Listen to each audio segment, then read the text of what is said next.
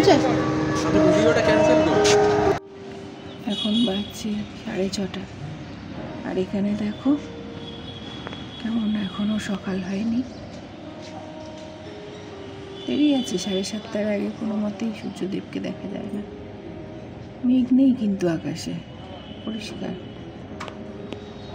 এটাই এখানে দেরি হয়, দেরিতে সূর্য ডোবে আবার দেরিতে সূর্য ওঠে।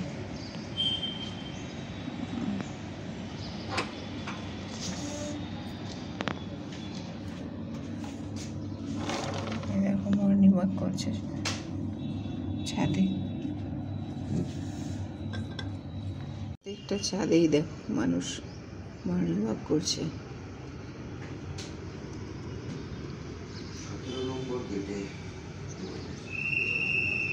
সব বাড়িতে পরপর পরপর মর্নিং ওয়াক করছে সবাই। এই দেখো দেখো না, পুচকিটা হাঁটছে রীতিমতো, কি সুন্দর।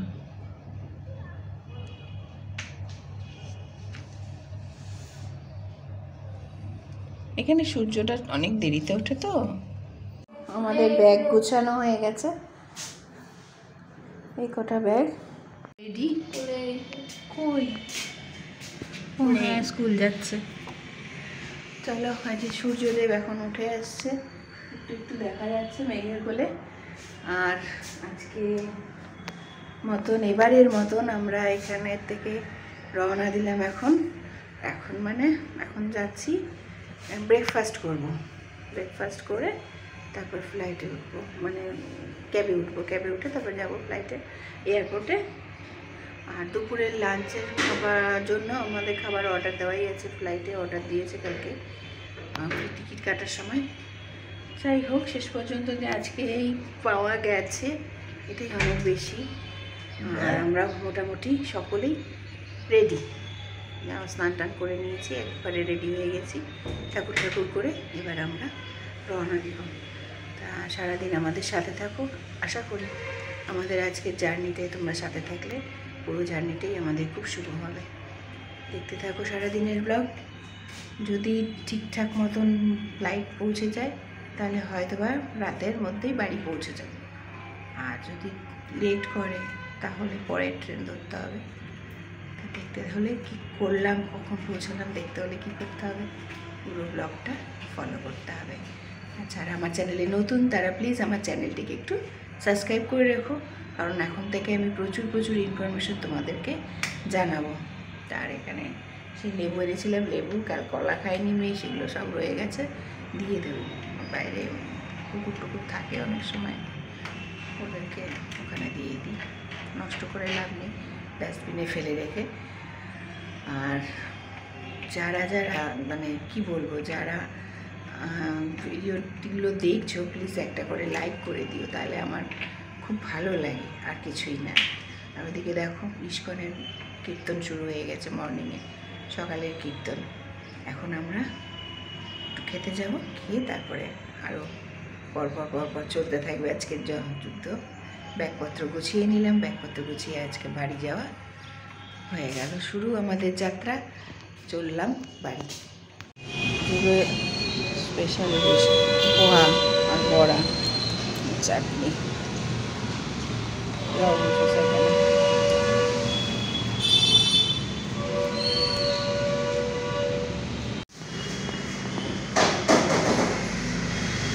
বাবারে এতগুলো ন্যাপকিন নষ্ট করছিস কেন? ওই দেখো, বাহ,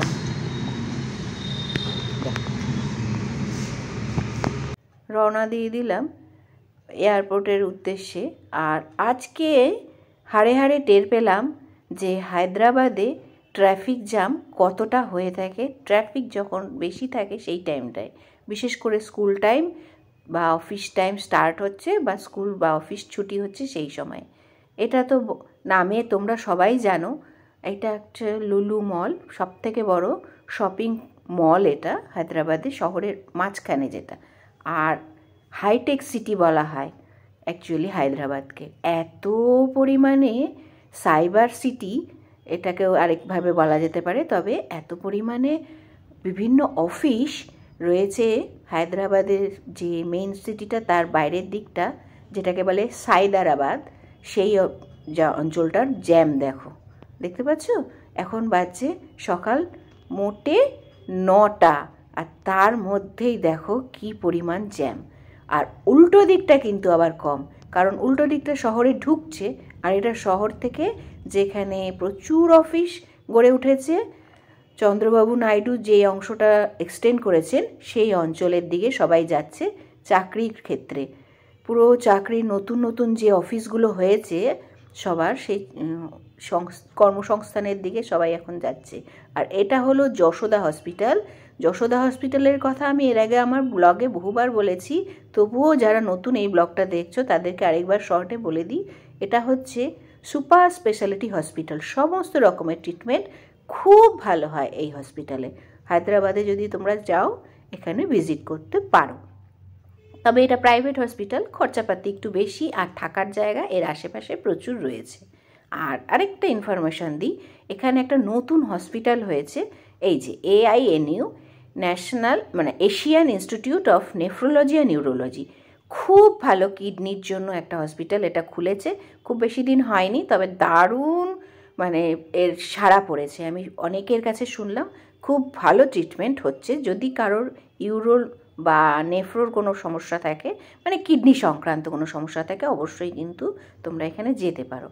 আর হায়দ্রাবাদের সবথেকে আমার ভালো লাগে এই 4টে লেনের রাস্তা। এই বাঁদিকে যেগুলো দেখতে পাচ্ছ মেন রোডের পাশ দিয়ে যে লেনটা, সেটা হচ্ছে পুরোপুরি মানুষের সাইকেল চালিয়ে যাওয়ার জন্য, ওয়াকিং করা বা সাইকেল চালানো, এই দুটোর জন্য রাস্তার দুটো লেনের একদম কর্নারের দুটো লেন। আর মাঝের লেনগুলোকে 4টে ভাগে, 4 4 8, আর ওই দিকে দুটো 4টে, 8 4 12টা টোটাল লেন পাশাপাশি আছে। আমি এটা ফ্লাইট থেকেও তোলার চেষ্টা করেছি, এই ব্লগেই রয়েছে, তখন তোমরা দেখতে পারবে যে সত্যি কতটা সুন্দর এখানকার রাস্তাঘাট।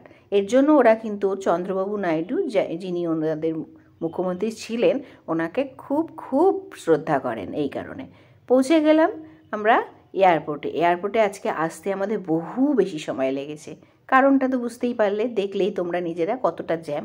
তবে আজকে কলকাতায় নামার পরে ওলার একটা খুব তিক্ত অভিজ্ঞতা আমাদের হয়েছে, যেটা এখানেও স্টার্ট হয়েছিল, কিন্তু সেটা আমরা খুব একটা আমল দিইনি।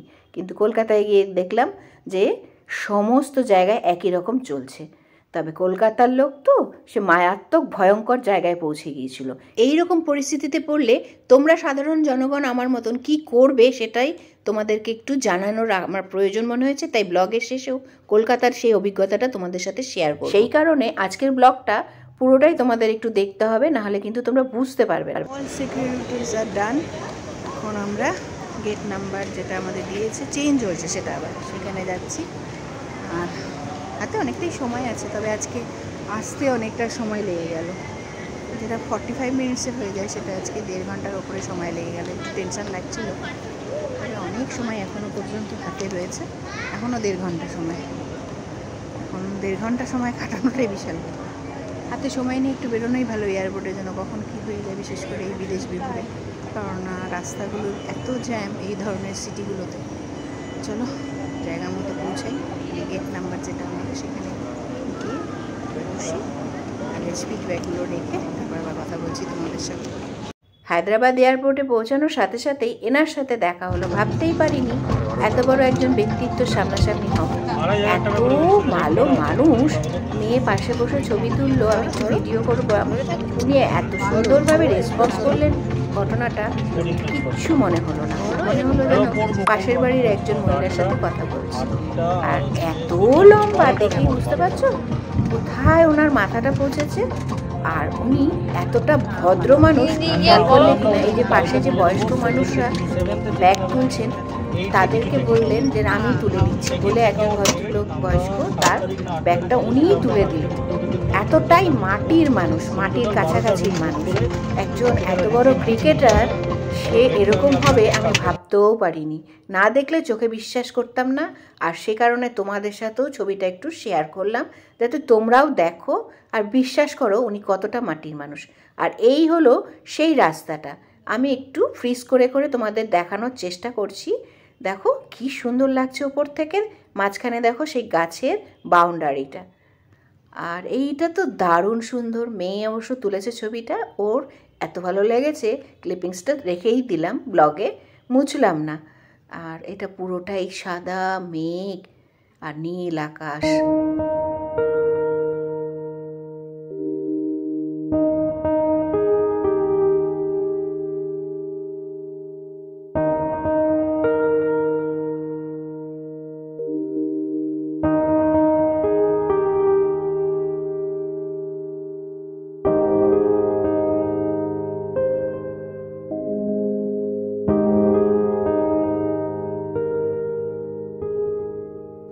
দু ঘন্টা যাত্রাপথে আধ ঘন্টা পেরোনোর পরেই চলে আসলো দুপুরের খাবার। ঠিকই আছে, চিকেন স্যালাড। এটা তুমি এটা খাবে না চিকেন স্যান্ডউইচ খাবে? কি বলছো? চিকেন স্যান্ডউইচ খাবে না এটা খাবে? এটা কি আছে? Chicken sandwich. প্লেন থেকে নামার পর আবার বাসে করে এয়ারপোর্ট পর্যন্ত আসতে হয়। তা আমি জানি না স্পাইস জেটের কেন এরকম নিয়ম রয়েছে। তবে পৌঁছে গেলাম দমদম বিমানবন্দর। আর পৌঁছানোর পরে এই ভদ্র মহিলা, যে বিখ্যাত একজন ভারতীয় ক্রিকেটার, মহিলা ক্রিকেটার অবশ্যই, তার এত সুন্দর ব্যবহার দেখে না আমি বারবারই তাকে আজকে ক্যামেরাবন্দি করেছি। পৌঁছে গেছি কলকাতা। আর ওয়েদার দেখো অবস্থা। আর আসল জিনিসটা দেখাই, দেখো এখানে ভাই কার এত আনন্দ লেগেছে। চলো, এই যে হচ্ছে ওয়েদার, বাজে অবস্থা, ঠিক করে বৃষ্টি হচ্ছে, কিন্তু ঠান্ডা খুব একটা নেই এখন আমাদের কাছে নয়। এবার শেয়ার করছি ওলা ক্যাবে আজকে কি তিক্ত অভিজ্ঞতা হয়েছে সেটা। এইবার আমরা এখান থেকে ওলা বুক করছি, আমাদের 664 টাকা দেখিয়েছে এবং শেষ পর্যন্ত 664 টাকাই আমাদের পে করতে হয়েছে। 2-5 টাকা হয়তো ট্রাভেল শেষ হওয়ার পর এদিক ওদিক হয়, তবে একই ছিল আজকে। এখান থেকে বুক করবার পর আমরা যখন গাড়িটাতে উঠলাম, গাড়ির চাকা গড়ানোর 2 মিনিট কি 3 মিনিট পরে এই ভদ্রলোক, কাজখানা নামানোই ছিল প্রথম থেকেই, যদিও আজকে গরমও ব্যাপার নেই আর খুব ঠান্ডাও ছিল না, ঠিকই আছে। ওলা এখন আজকাল না বললে, আর জোর করে না বললে এসি চালায় না, এটা আমরা সবাই জানি। উনি প্রথমেই বললেন, আচ্ছা আপনারা না ক্যান্সেল করে দিন আপনাদের এই বুকিংটা। তখন আমার বর বলল, না কেন করব, আমার 50 টাকা ডিডাক্ট হয়ে যাবে এর পরবর্তীতে। বলেছে না আমি অল্প টাকায় নিয়ে যাব, এর থেকে কমে। তখন আমরা আবার ডিনাই করি, না করব না। তখন উনি বলেন, ঠিক আছে আপনারা চলুন, কিন্তু আমাকে 100 টাকা এক্সট্রা দিতে হবে। কেন দিতে হবে? না এই পার্কিংয়ের জন্য দিতে। তখন আমরা বলি, আগাগোড়াই তো সমস্ত পার্কিং ধরেই আমাদের ভাড়া দেখানো হয়। উনি বলেন, না আপনাদের দেখানো হয় ঠিকই, আপনাদের থেকেও নেয় ঠিকই, কিন্তু এটা আমাকে দিতে হয়। তারপরে আমরা রাজি হই এবং শিয়ালদা পর্যন্ত আসি এবং আমি ভিডিও করতে থাকি। এই আমার ভিডিও করাটা দেখে উনি ভয় পেয়ে যান এবং শেষ পর্যন্ত কি বলছেন শুনুন। আচ্ছা আপনি ভিডিওটা ক্যান্সেল করুন। কেন? আমি শিয়ালদা স্টেশনে ভিডিও করছি। কেন? আপনি আমাকে ভিডিও করতে চাইছেন? আপনাকে কোথায় করেছি দেখুন তো, দেখুন আপনাকে করে কি হবে। পুরোটাই শুনতে পেলে উনি ওর শেষ পর্যন্ত ওই যে এক্সট্রা 100 টাকাটা, সেটাই আমার ভিডিও এবং করা এবং ভাইরাল হয়ে যাওয়ার ভয়ে আর শেষ পর্যন্ত নিলেন না। আর উনি ভালো মতন মানে গাড়িতে বসে বসেই আমাকে ওয়াচ করছিলেন এই ব্যাপারটা। তো যাই হোক, এই একটা তিক্ত অভিজ্ঞতা যেটা তোমাদেরও জেনে রাখা খুব দরকার মনে হলো আমার। এবং তোমরাও যদি এরকম যে কোনো সমস্যার সমাধান যদি চাও সহজে, তাহলে অবশ্যই সেটাকে ভিডিও করবে মোবাইল থেকে আর ভাইরাল করে দেওয়ার ভয় দেখাবে, তবেই তুমি সঠিক পথে মানুষকে নিয়ে আসতে পারবে বর্তমান যা যুগ। তো চলো আজকে রাতের মতন এখানেই আমাদের রাত কাটাতে হবে, কারণ ফ্লাইট অনেকটা ডিলে হয়ে গেছিলো আর সেটা এখন তোমাদের শেয়ার করলাম। এখন আমরা শুয়ে পড়েছি, কিন্তু আমার বেটি তো রাস্তা দেখছে, দেখো এই এখন বাজে রাত 10টা, আমাদের ট্রেন ছেড়ে দিল, আমরা রাতের খাবার খেয়ে নিয়েছি শিয়ালদা স্টেশনে। আর এখন আমরা শুয়ে পড়বো। তাহলে সকলকে এখন ব্লগের শেষে জানাই শুভরাত্রি। যে তিক্ত অভিজ্ঞতা এবং ভালো একটা অভিজ্ঞতা দুটোই আমার আজকে হলো, সেই সবটুকু সাথে নিয়ে তোমাদেরকে শেয়ার করে শেষ করছি আজকের ব্লগ এখানেই। শুভরাত্রি, দেখা হচ্ছে আগামীকাল।